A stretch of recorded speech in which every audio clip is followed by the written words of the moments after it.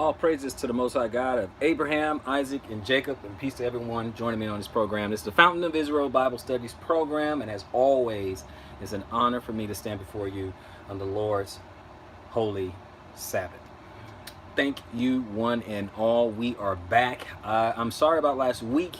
I was kind of in the middle of a, transition, getting things settled and everything, and I was doing what we are commanded to do on the Shabbat, and that is rest. And I was doing a lot of it that day. I was exhausted. I was beat, but I'm glad to be back. And I think when we last left off, we stopped over in Genesis chapter 20, so we're definitely going to do that. Shalom, shalom, brother Evan Davis. Shalom, shalom. We got a lot of stuff going on in the world, and at the top of the list, the big elephant in the room has got to be the coronavirus, right? So we got a lot of things, we got a lot of things that we have to deal with. Shabbat shalom, Lynn. Shabbat shalom. Appreciate you guys joining me on this lesson as we walk through the scriptures.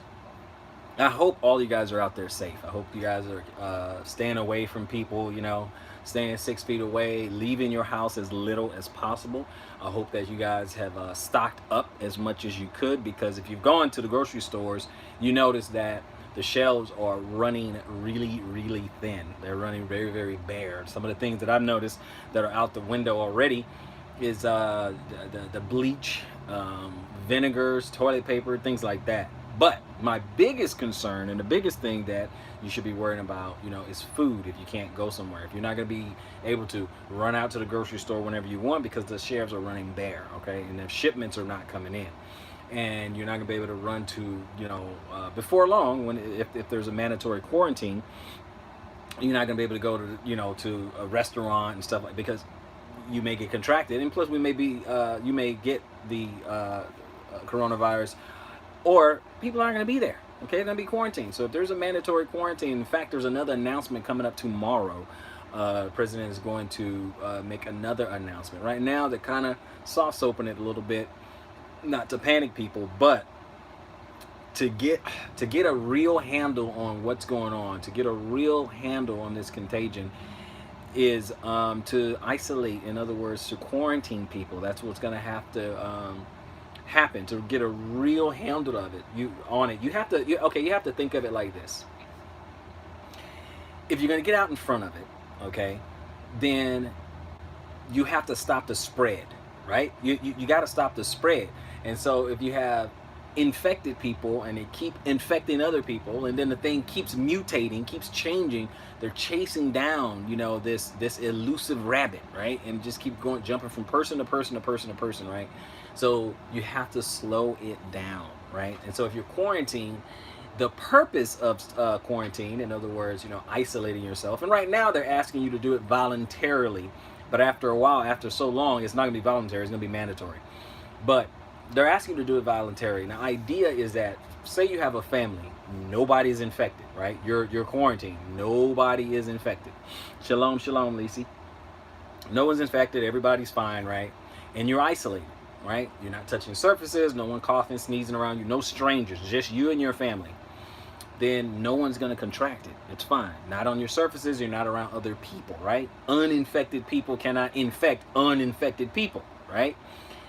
So you isolate it. But let's look at it on the other hand. If you have infected people, you have a family, and all of you guys infected. I mean, some of us, I know we've been in family, and everyone in the house got the flu, right? Or everyone in the house got the chicken pox or whatever, right? But you keep that quarantined and isolated, meaning to prevent further spread. That's the whole idea, to prevent further spread. Okay? So if no one who's uninfected around you and you are infected, you're not spreading it to anyone else. So that's why they have this whole idea of, quarantine and isolation. Right now it's voluntary.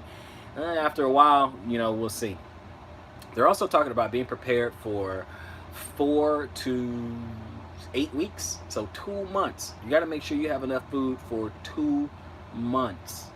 Okay, not here to scare you. It's not fear mongering, because it's all over the news. Okay, it's everywhere. So it's not just one guy trying to scare someone. It's all over the news. It's everywhere. Okay, so and it's very real. It's very real. Why can I not speak? But anyway, we know it comes out of Wuhan, China. and it spread over there like wildfire, and it made its way across the ocean. And that's because of travelers, coming in. And as you notice, it started coming in and starting out on the coast, starting, over New York, starting California, starting, where the flights start coming in, and then people start infecting others, and we have a number of infected people right now. At last count in the U.S., do you have the last count of infected people in the U.S.?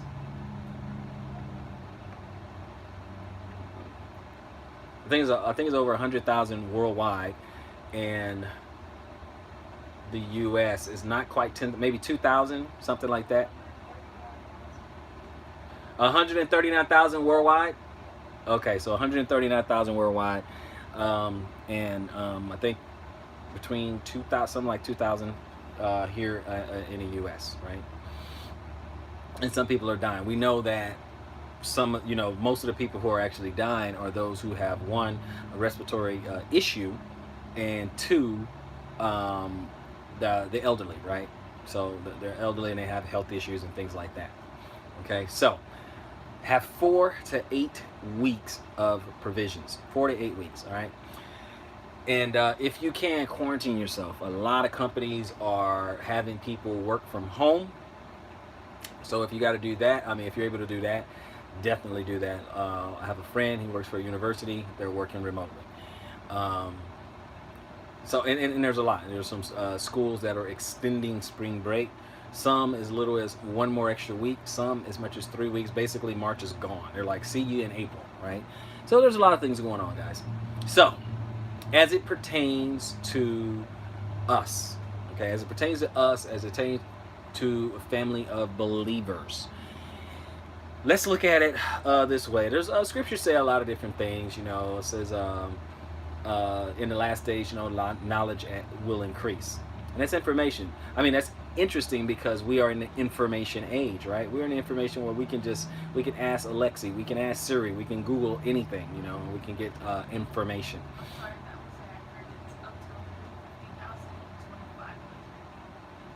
2,500 in the U.S., so it is over 2,000, like I said, right? And then up to 150,000 worldwide. Thank you. So it's up to 150,000 worldwide right now. So the number is still growing, but as it pertains to us, it says in the last days, knowledge shall increase. We are in the information age, right? Where we could just find out so many different things, and really where we are without excuse. If we don't know something, right? If we don't know something. If you don't know something, it's because you didn't research it, right? Today, right? Today. It wasn't like that when that was prophesied, okay? We says in the last days that men will become lovers of themselves, It probably didn't make a lot of sense then, but it makes a lot of sense now. Why? Because what we do now. Let's take a selfie, right? We're in this age. It's about personal branding, and I was big, in the personal branding or whatever, but and I'm not saying personal branding is evil, okay? Personal branding is just a form of marketing, okay? No big deal. However, we are in the Instagram, Facebook, YouTube era, okay? We are lovers of themselves. We gotta make a name for ourselves. We're clout chasing. We're in that era where we love ourselves, right? To each his own. So some of these things are ringing true today. Some of these prophecies are ringing true. Now, do I think this is the end all be all? This is it. It's over. No, I don't. I think this is the beginning of the end. I think the stage is being set. That's what I think. We got so much right now. We have so much biometric identification, and we have blockchain technology, and we have 5G and all this other stuff, and people are you have your tinfoil hat people, and you have your conspiracy theorists, and then you have those who are kind of level-headed and just really analyzing what's going on, really just kind of taking it in, absorbing what's going on. So you take that what you will, but my question is this, and I think I posed this question on Facebook. Did Noah and Joseph, did they panic or prepare? That's the question. You have to ask yourself, is it time to panic or prepare? That's what it comes down to. So thank you. Thank you, brother Z. So that's the question. That's the question. Bad things will happen. It says in scriptures, in this life there will be tribulation. Ye shall have tribulation. There's going to be trouble. There's going to be some trouble, right? And you can see this kind of play out like, it's like a plague, right? It's like a plague. So we'll see. We'll see what happens. Shabbat Shalom, Latrice Jones. Shabbat Shalom from Lancaster. Glad that you are here. So what we're going to do is we're going to jump back in. We're going to continue our walk through the Bible, guys. And don't worry, I will get back to teaching lessons here a little, there a little. You guys know that's how I normally do it. But right now, for those people have different learning styles. So for those who learn this way, they say, look, I just want to go through the Bible. Okay, I don't want to jump around. It makes me dizzy. I want to go through the Bible and I want to understand what I'm reading, right? So that's what we want to do. That's the idea here. So we're going to go ahead and start in Genesis chapter 20. And like I've been doing throughout this particular series is I've been reading from the Scriptures version, and then I go to the King James version. That way I can utilize the Strong Concordance, right? So join me now. In Genesis chapter 20, let's get started. Verse 1, and Abraham set out from there to the land of the south and dwelled between Kadesh and Shur and stayed in Gerar. And Abraham said concerning Sarah his wife, she is my sister. And Abimelech, sovereign of Gerar, sent and took Sarah. But Elohim came to Abimelech in the dream by night and said to him, see, you are a dead man because of the woman whom you have taken, for she is a man's wife. However, Abimelech had not come near her. And he said, Yahweh, would you kill a righteous nation also? Did he not say to me, she is my sister? And she, even she herself said, he is my brother. In the integrity of my heart and in the innocence of my hands have I done this. And Elohim said to him in a dream, yes, I know that you did this in the integrity of your heart. And so I kept you from sinning against me. For this reason, I did not let you touch her.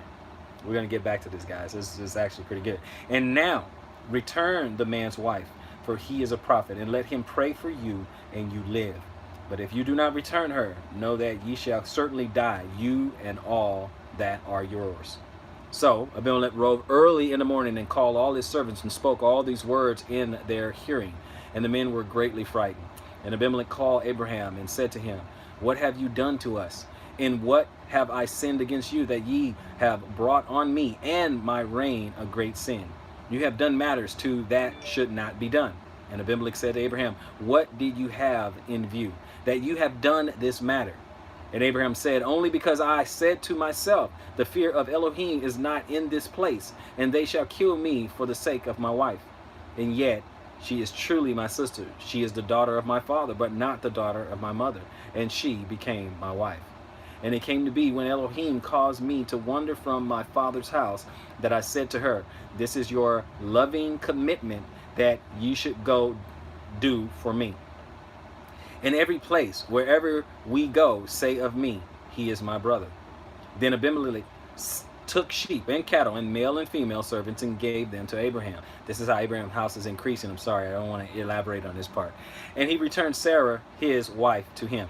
And Abimelech said, see, my land is before you. Dwell wherever it is good in your eyes. And to Sarah, he said, see, I have given your brother 1,000 pieces of silver. See, it is to you a covering of eyes before all who are in you and before all others, and you are cleared before everyone. And Abraham prayed to Elohim, and Elohim healed Abimelech and his wife and his female servants, so they bore children.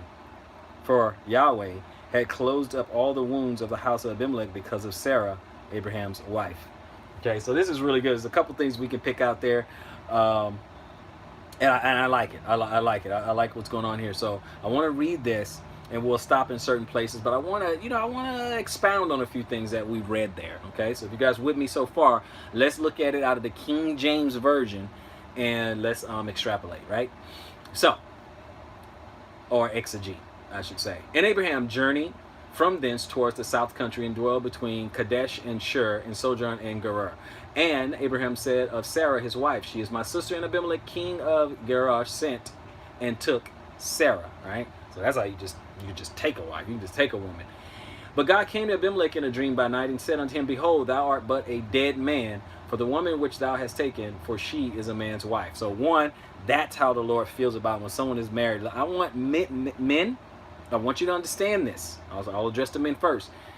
The Lord is very serious about you sleeping with another man's wife. Okay, that is a big deal. That is his property, his territory. Okay, his territory. No man should trespass, right? That's very, very serious.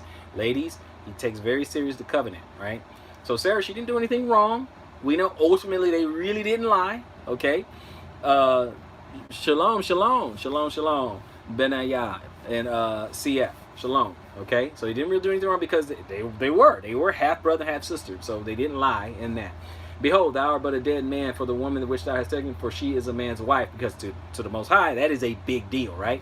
But Abimelech had not come near her, meaning he did not sleep with her. And he said, Lord, wilt thou slay also a righteous nation? Say, well, you're going to kill everybody? And he didn't touch her. He didn't touch her.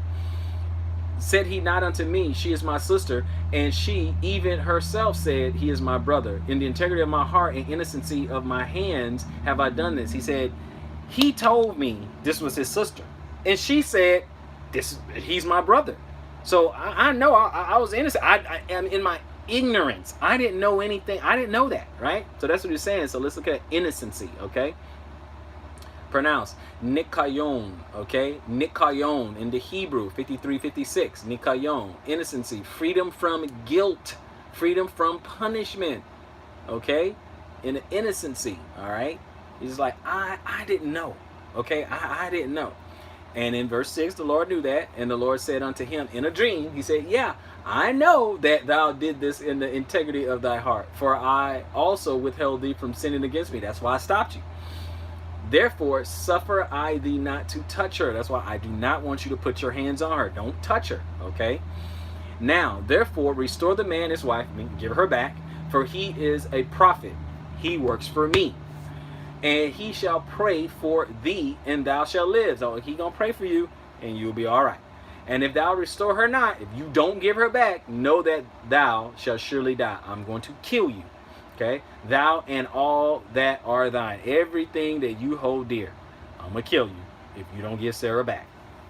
Verse 8, therefore Abimelech rose early in the morning and called all his servants and told all these things in their ears, and the men were sore afraid. Okay, and Abimelech called Abraham and said unto him, what hast thou done unto us? And what have I what have I offended thee? You know, what did I do to deserve this?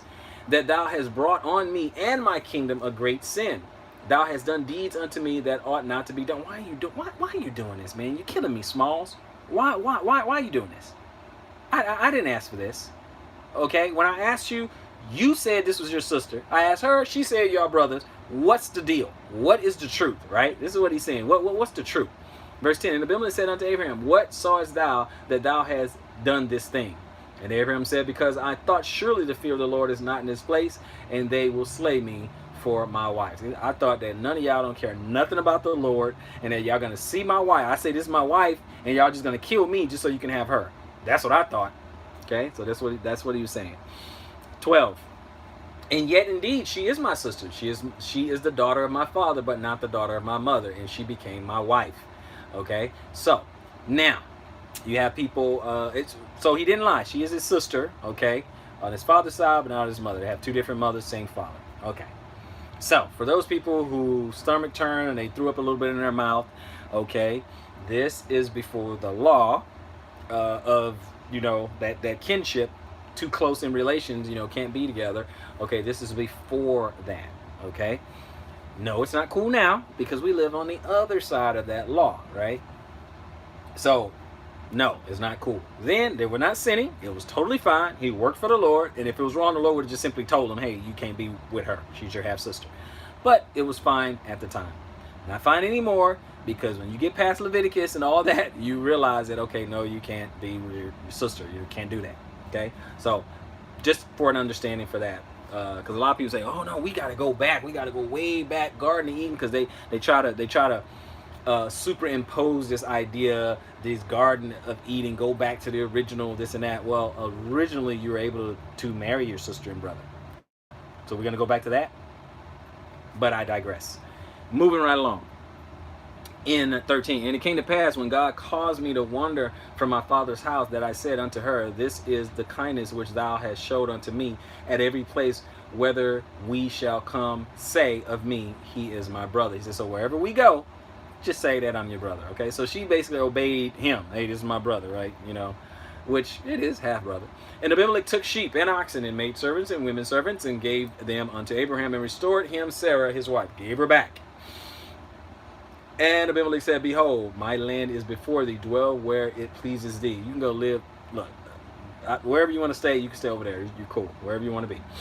And unto Sarah he said, behold, I have given thy brother 1,000 pieces of silver. Behold, he is to thee a covering of the eyes. Unto all that are with thee and with all other, thus she was reproved. So everything is cool. It's all resolved. Everything is cool. 17. So Abraham prayed unto God, and God healed Abimelech and his wife and his maidservants, and they bare children. So now his home is healed because Abraham prayed unto them and said, hey, you know, bless them, and they're cool. So now their house is good. For the Lord has fast closed up all the wounds of the house of Abimelech because of Sarah, Abraham's wife, okay? Because that whole thing is like, okay, you're not going to have any kids. And see, as you can see, look how important it is to have kids also.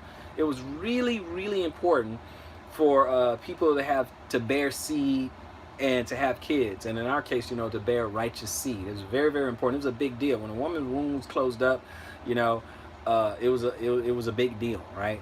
Doesn't mean you're cursed or anything like that, but I'm just saying they felt it, you know, emotionally. Okay? Although it could be. Although, like he said, he closed up the wound of Abimelech's house. Okay, so that was like, okay, you're not having any kids. But I'm just showing at the time, it was a huge, huge deal to bear children at the time. Okay? So we're going to go to chapter 21 in Genesis, and I'm going to start first in the scriptures. And Yahweh visited Sarah, and he had said, and Yahweh did for Sarah as he had spoken. So Sarah conceived and bore Abraham a son in his old age at the appointed time of which Elohim had spoken to him. Good night. How good looking was Sarah that she was already, when she bare Ishmael, Sarah was like 80 something years old, and they still wanted to, man, Sarah must have been, wow, she must have been on fire. She must have been something, because I was just realizing, I'm like, wait a minute, she was, wow, that was, wow. Okay, anyway, that struck me there. I'm sorry. So, and Abraham called the name of his son, who was born to him, whom Sarah bore to him, Yishak. Okay, and Abraham circumcised his son Yishak when he was 8 days old, and Elohim had commanded him. Okay, and Abraham was 100 years old when his son Yishak was born to him. And Sarah said, Elohim has made me laugh, and everyone who bears of it laughs with me. And she said, who would have said to Abraham that Sarah would nurse children? For I have borne him a son in his old age. And the child grew and was weaned, and Abraham made a great feast on the day of Yishak was weaned.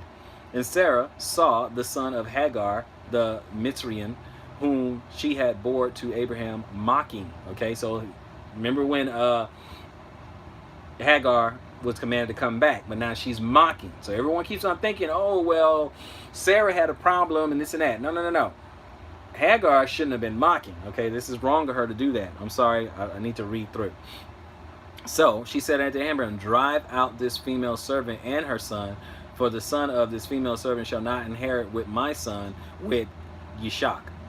And the matter was very evil in the eyes of Abraham because of his son. Ooh. But Abraham said to Elohim said unto Abraham, let it not be evil in your eyes because of the boy and because of your female servant.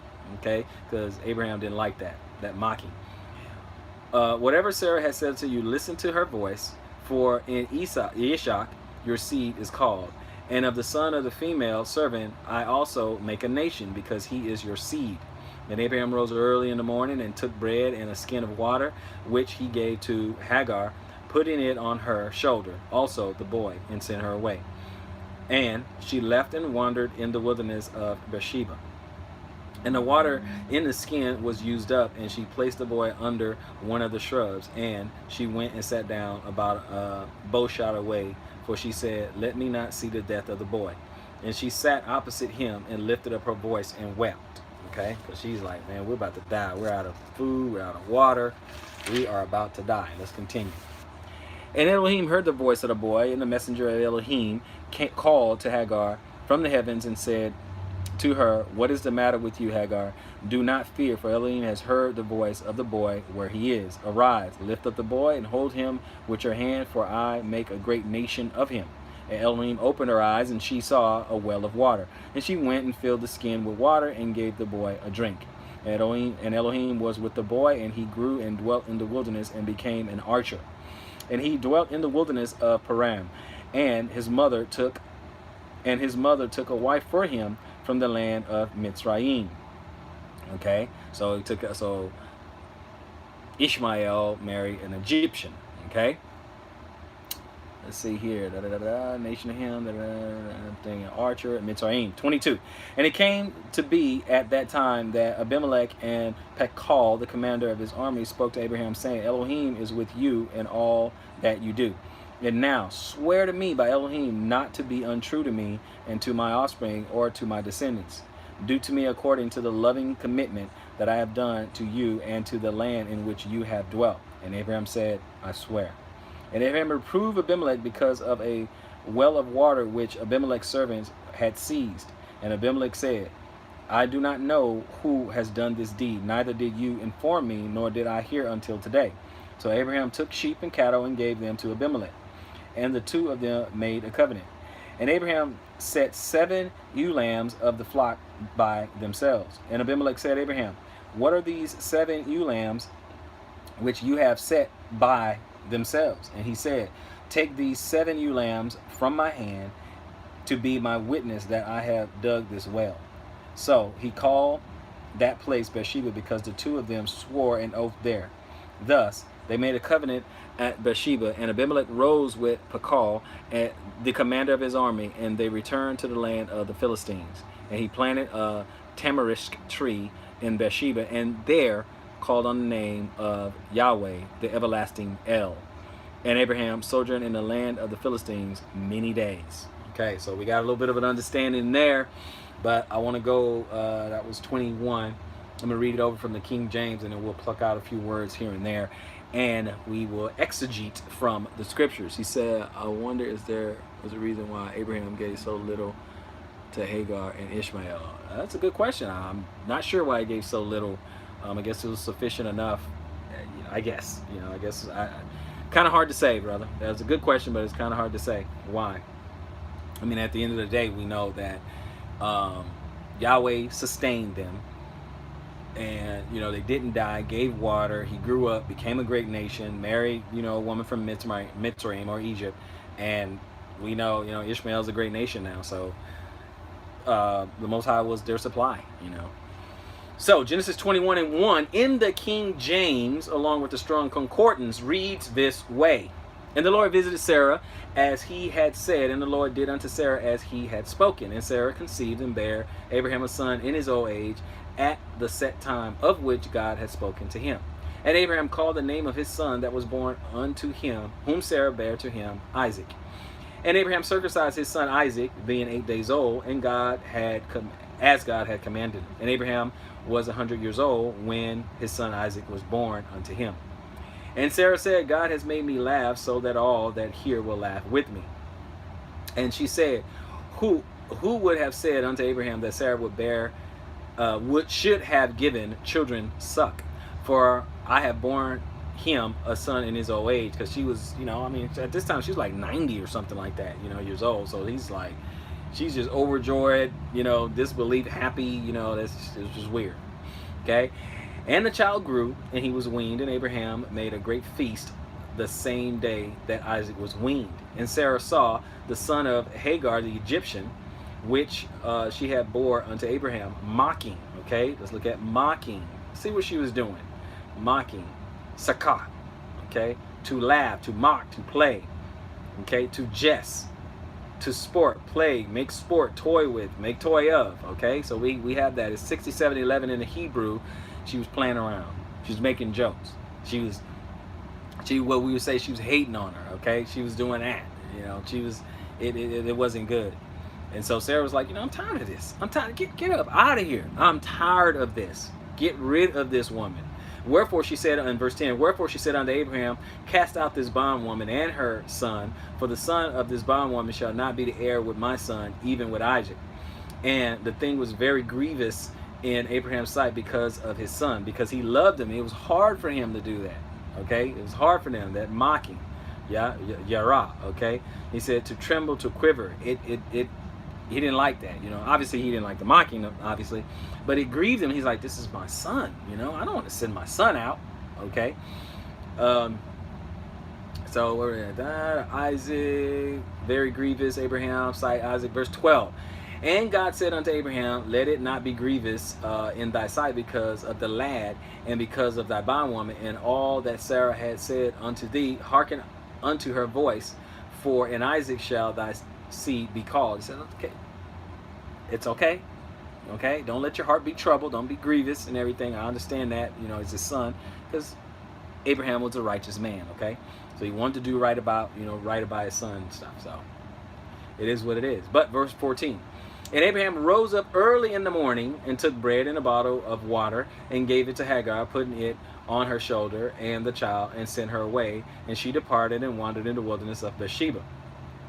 And the water was spent in the bottle, and she cast the child under one of the shrubs. And she, let's see, and she went and she sat down over against him a good way off, and it was as a bow shot. And she said, let me not see the death of my child. And she sat over against him and lifted up her voice and wept. And God heard the voice of the lad, and the angel of God called to Hagar out of the heaven and said unto her, what aileth thee, Hagar? Fear not, for God has heard the voice of the lad where he is. Arise, lift up the lad and hold him in thy hand, for I will make him a great nation. And God opened her eyes, and she saw a well of water, and she went and filled the bottle with water and gave the lad drink. And God was with the lad, and he grew and dwelt in the wilderness and became an archer. And he dwelled in the wilderness of Paran, and his mother took him a wife out of the land of Egypt. Okay, and it came to pass at that time that Abimelech and Pashol, the chief captain of his hosts, or army, spake unto Abraham, saying, God is with thee in all that thou doest. Now therefore swear unto me where thy God, that thou wilt not deal falsely with me, nor with my son, nor with my son's son, but according to the kindness that I have done unto thee, thou shalt do unto me, and to the land therein thou hast sojourned. Okay, so do me right. I did right by you, do right by me. Okay, and Abraham said, I will swear. So he promised. 25. And Abraham reproved Abimelech because of a well of water. Okay, so he said, okay, let's look up and reprove. It's 3198. Okay, yakha, to prove, decide, judge, rebuke, reprove, correct, be right, to decide, to judge, to adjudge, to appoint, to show, to be right, or to prove. Okay, to convince, to convict. Okay, so that's what he did. Okay, so right here it says, and Abraham reproved Abimelech because of a well of water which Abimelech's servants had violently taken away.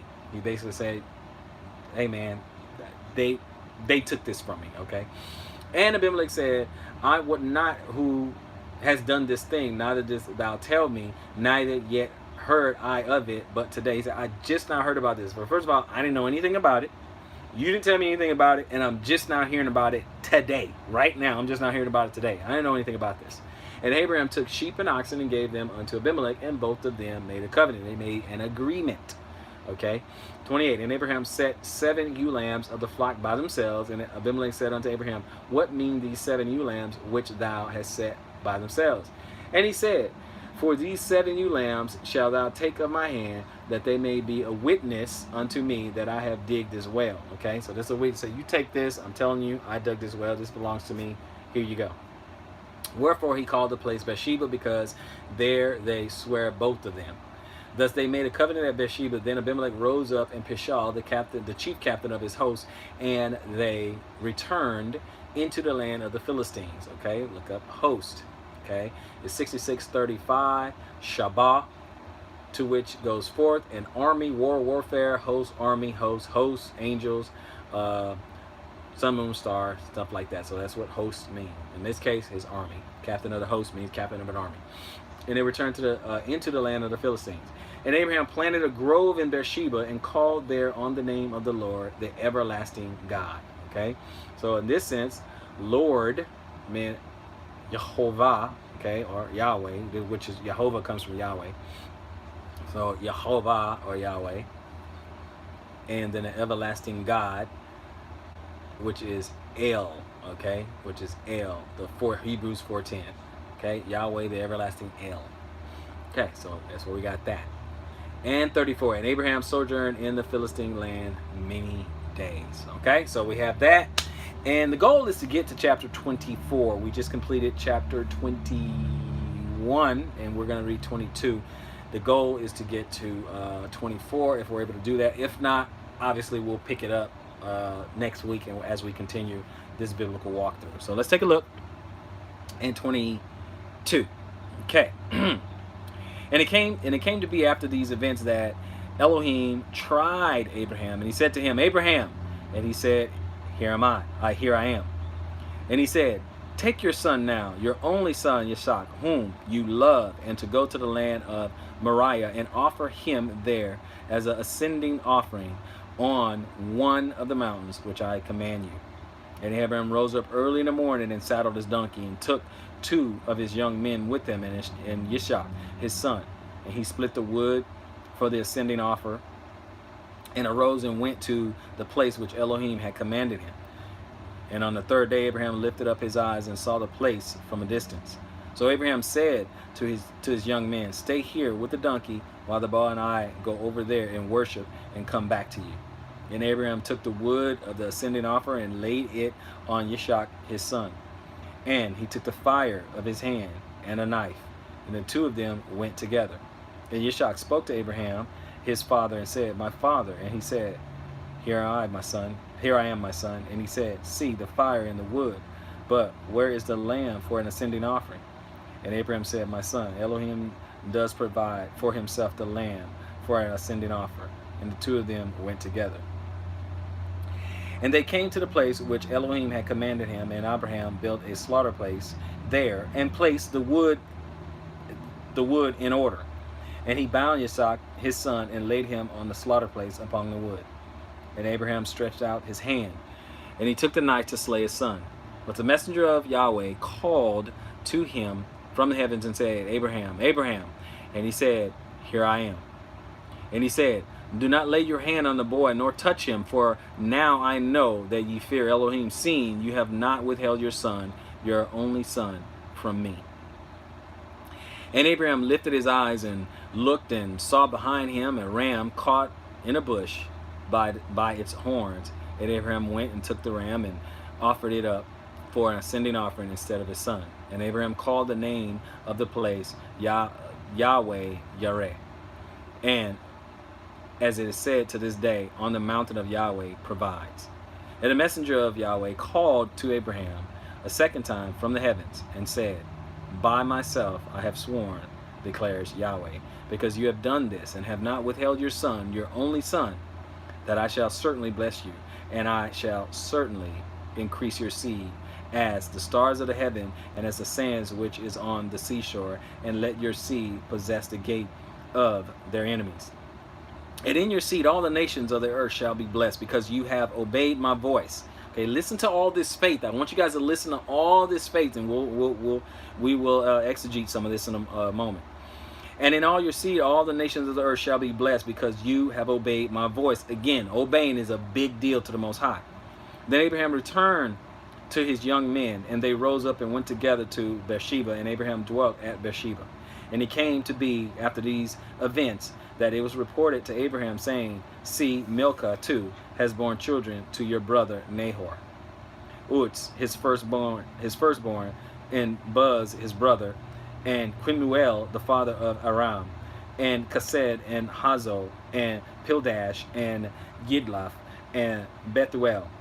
And Bethuel brought forth Ribkah. These 8 Milcah bore to Nahor, Abraham's brother, and his concubine, whose name was Rehumah also bore Tebah and Gaham and Tehash and Mahakah.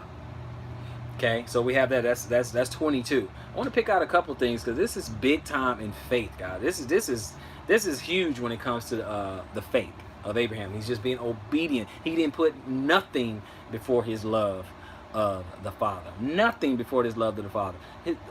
The love of Hagar, nope, he didn't put it before the Father. The love of Ishmael, his son, he didn't put it before the Father. He didn't put the love of Isaac before the Father. He didn't put nothing before his love, which is demonstrated through his obedience. He put nothing before the Father. That's why he's the father of our faith. Nothing he put before the Father. And that's one of the things we really got to get, right? His obedience. And he put nothing before. So 22 in the King James, it is, and it came to pass after these things that God did tempt. Oh, he wanted to test him. He wanted to test him. Abraham, and said unto him, Abraham.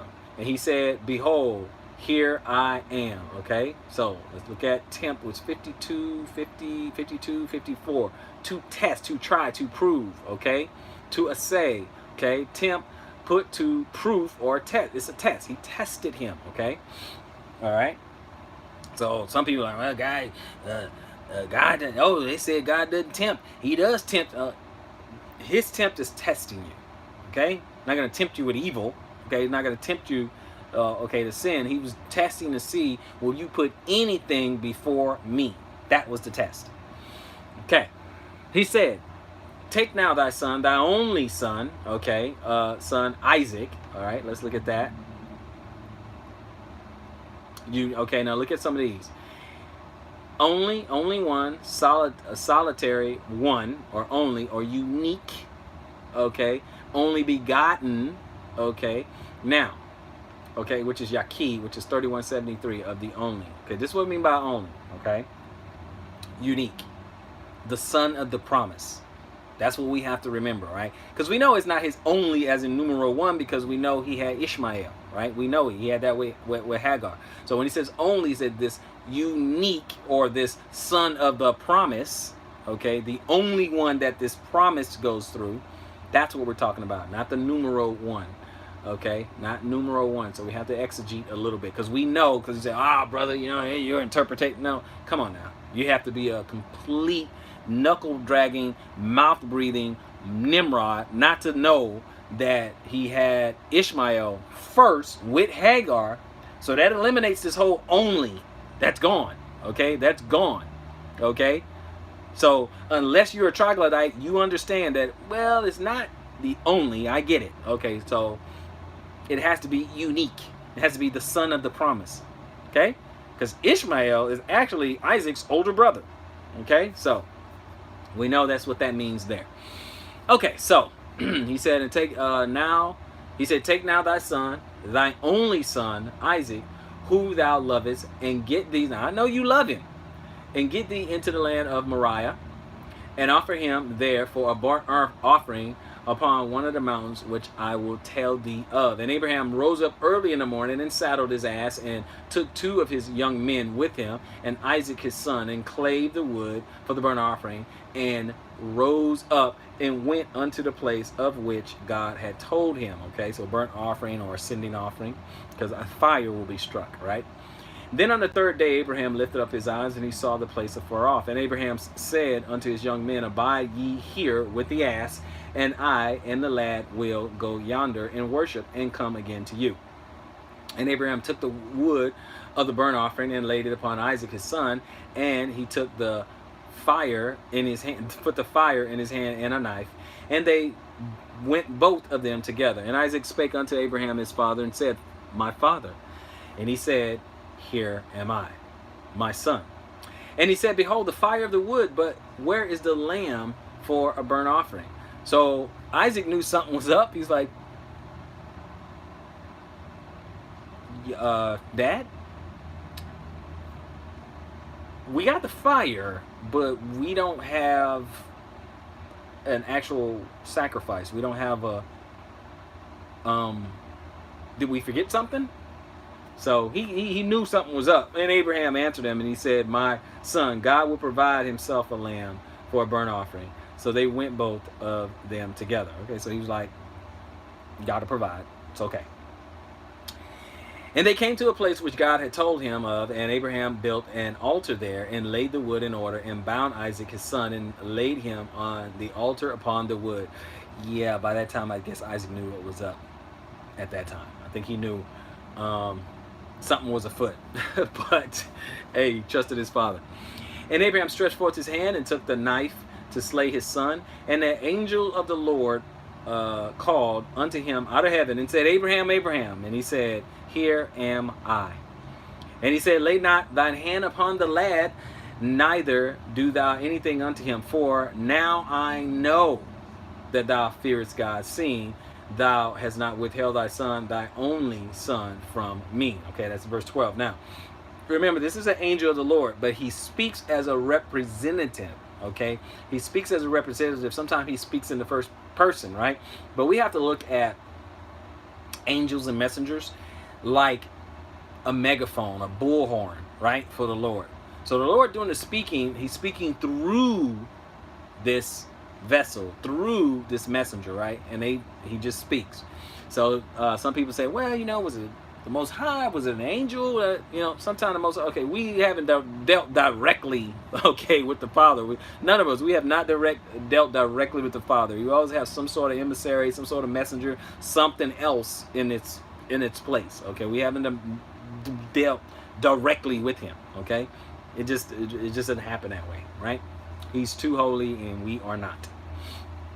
Okay, so in 13, and Abraham lifted up his eyes and looked, and behold, behind him a ram caught in the thicket by his horns. And Abraham went and took the ram and offered him up for a burnt offering in the stead of his son. And Abraham called the name of the place Jehovah Jireh. Okay, some people say Jehovah Jireh, right? But Jehovah Jireh, as it is said to this day, in the mount of the Lord it shall be seen. Okay, or the Lord sees, Jehovah Jireh. And the angel of the Lord, see, now they're back to the angel. And the angel of the Lord called unto Abraham out of the heavens the second time. So we know it's an angel of the Lord. And said, By myself have I sworn, said the Lord, for because thou hast done this thing, and hast not withheld thy son, thy only son, that in blessing I will bless thee, and in multiplying I will multiply thy seed as the stars of the heaven, and as the sands which is upon the seashore. And thy seed shall possess the gates of his enemies. And in thy seed shall all the nations of the earth be blessed, because thou hast obeyed my voice. It's a big deal.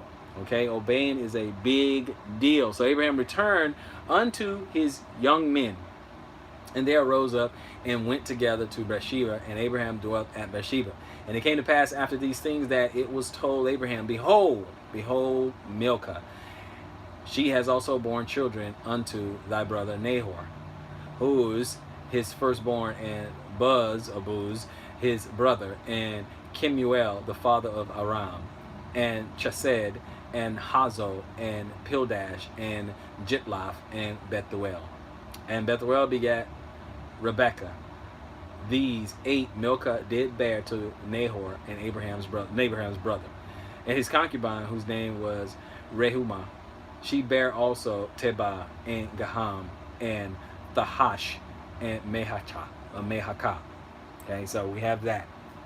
So we're good. So we may be able to finish, let me take a look, 23. We may not get to 24. So we'll do 23. 23 is not that long. So we'll stop at 23 and we'll close out this lesson, guys. So I'm going to go ahead and jump right into the scriptures, or Bereshit. So Bereshit, or Genesis 23.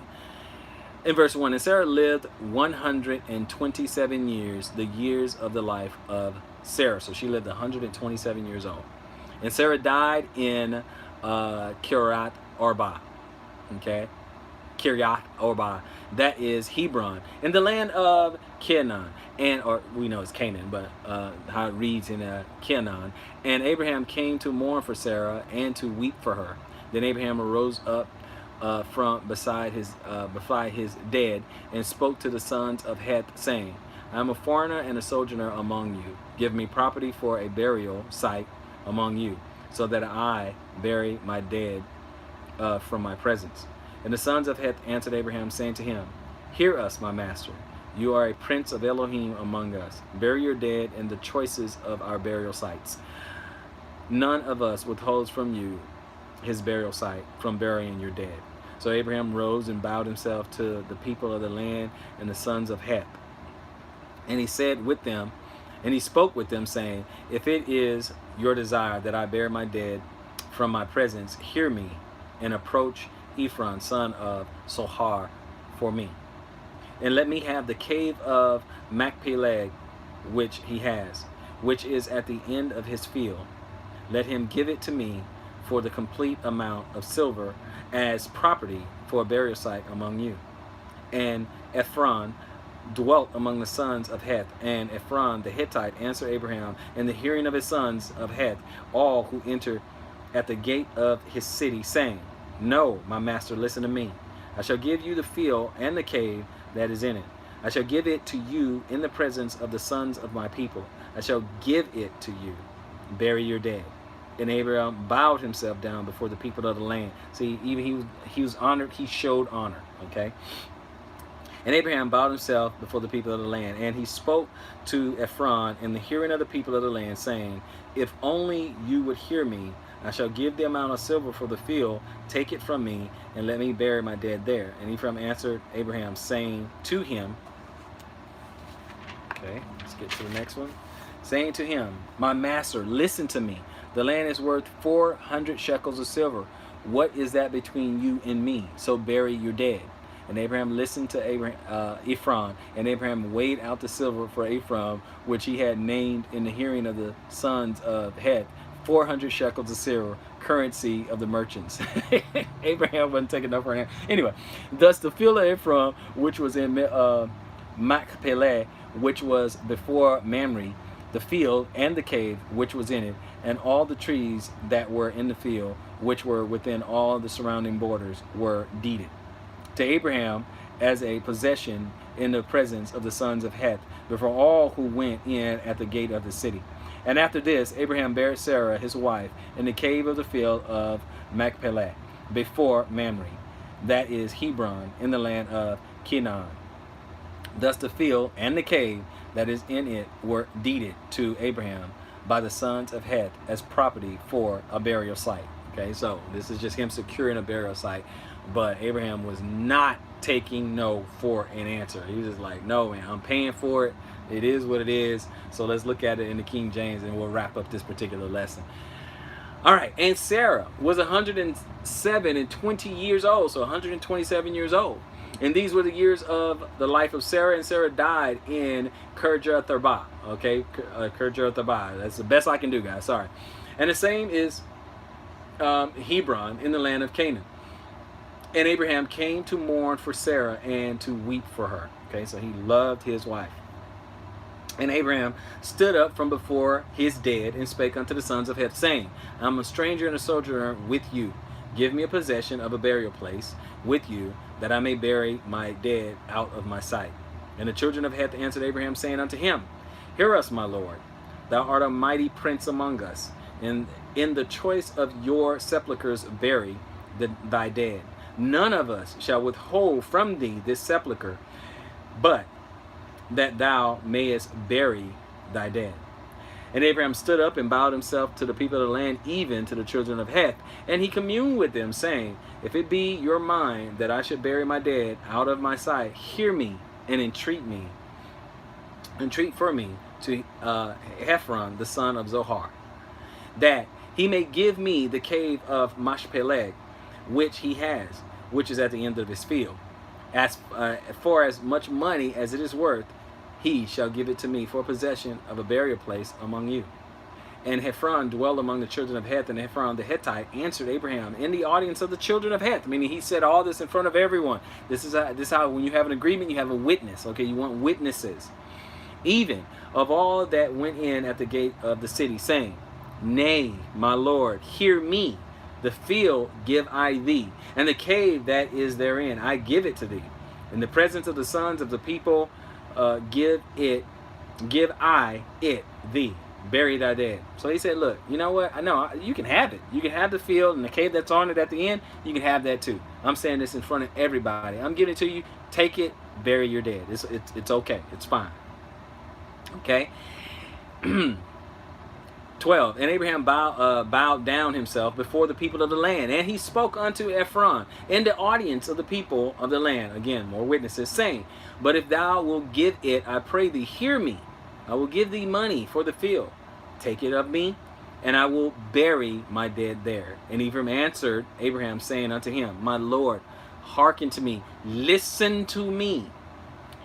The land is worth 400 shekels of silver. What is that betwixt me and thee? Bury that. He said it's worth 400 shekels of silver. No big deal. What's that between me and you? Don't worry about it. Bury your dead. It's cool, right? Is what he's trying to say. And Abraham hearkened unto Ephraim, and Abraham weighed to Ephraim the silver which he had named in the audience of the sons of Heth, 400 shekels of silver, current money, with the merchant. He gave him. He's like 400. Okay, I got it. Dealt it out. He's like he wasn't going to take no for an answer.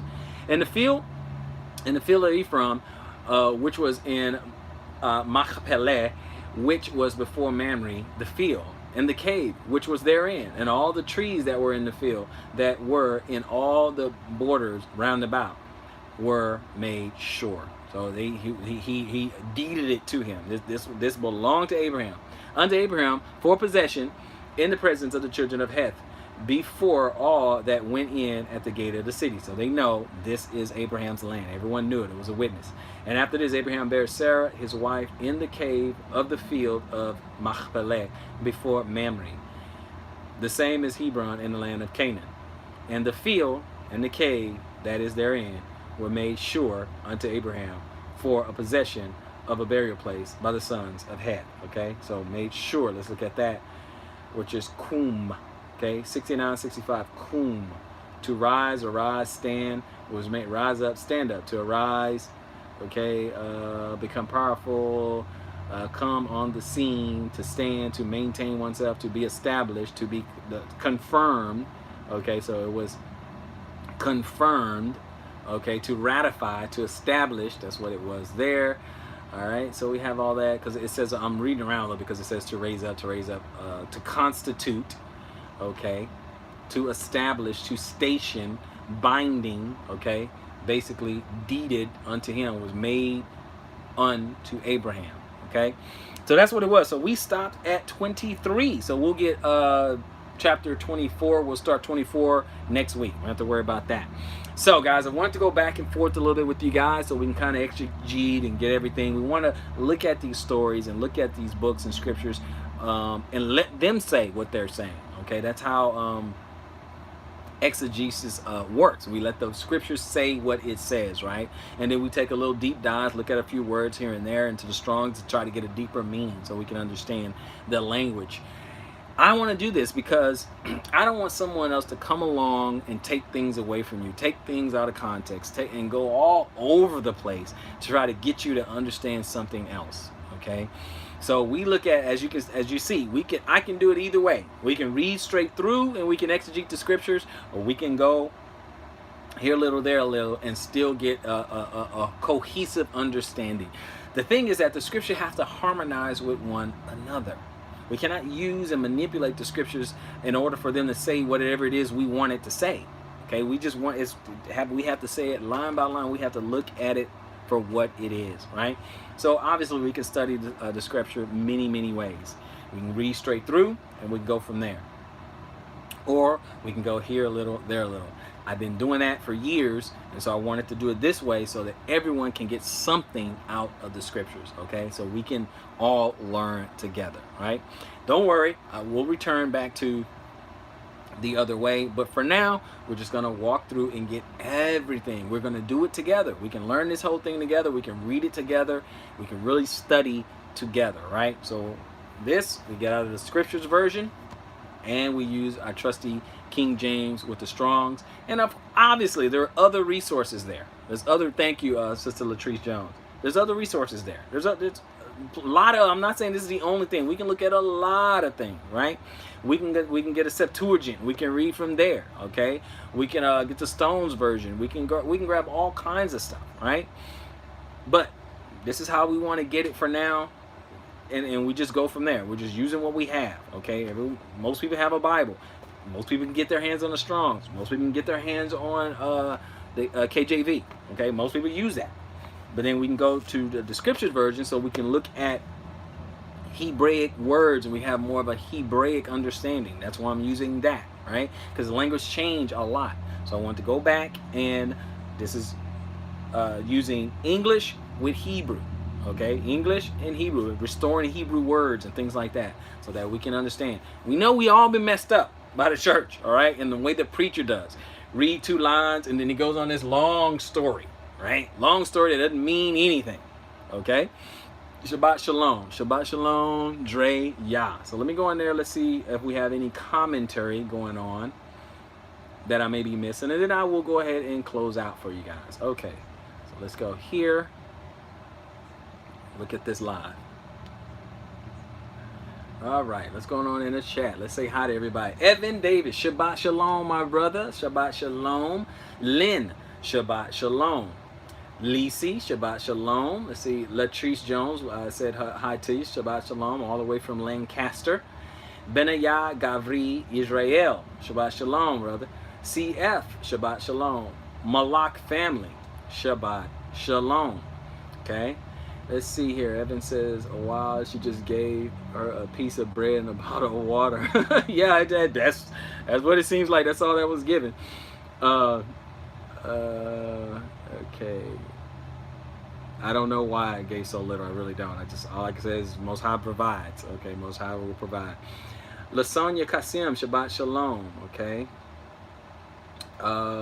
Evan Day, Isaac had faith as well to believe in his father that Yah will provide. Yeah, that's true. I totally agree. He sure did.